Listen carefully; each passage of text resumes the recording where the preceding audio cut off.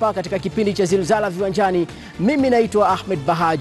Ndani ya studio hii leo, kama tulivyokuahidi hapo jana, tuko naye katibu mkuu wa Sekafa Nicholas Musonye. Leo niko naye hapa, nitazungumza naye kuhusiana na masuala yote ya soka hapa nchini pamoja na kanda nzima Afrika Mashariki na Kati. Habari yako? Safi.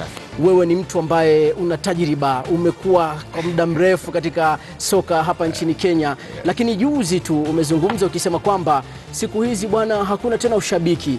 Mashabiki wetu wa Kenya hawapendi sana mpira kuliko zamani. Watu kutoka makazini wanamiminika katika kumbi za burudani kutazama soka, lakini hata juzi game ya Gor Mahia unasema watu hawakujaa. Ni kweli, sababu kwa miaka ile ya zamani tulikuwa naenda stadium kuona Gor Mahia, FC Leopards, Gor Mahia timu ya Simba, FC Leopards timu ya Kongo, TP Mazembe. Ndio. Watu walikuwa wanaja stadium.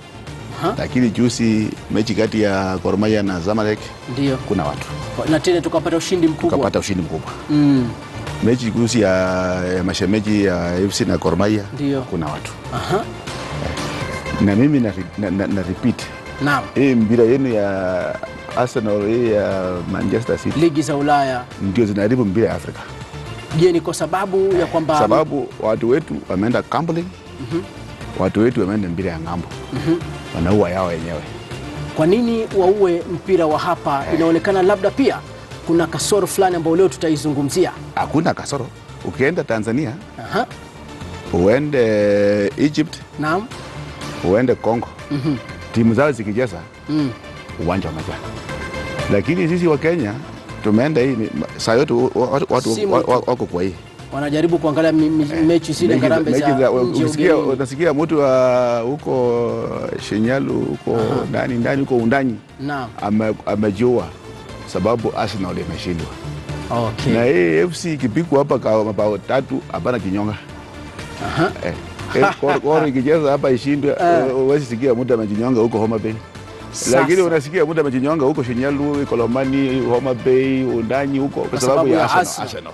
Kwa sababu ya Chelsea. Sasa fikiria, hiyo ndio mambo ya Kenya. Leo nataka tuyafafanue, tuyadadavue hayo yote hapa kuanzia mwanzo hadi mwisho. Usicheze mbali mtazamaji, unga robo, lakini kwanza tupate kimbwanga. Na kabla kimbwanga, unajua nataka nikuambie kuhusiana na swali letu kuu. Chelsea leo inacheza dhidi ya Malmo. Je, wako sawa kisaikolojia Chelsea baada ya kile kipigo cha mabao 6-0 walivyocheza na klabu ya Man City katika ligi ya Uingereza? Je, Chelsea wako sawa kisaikolojia kupambana na Malmo katika lile dimba la mechi za bara Europa leo?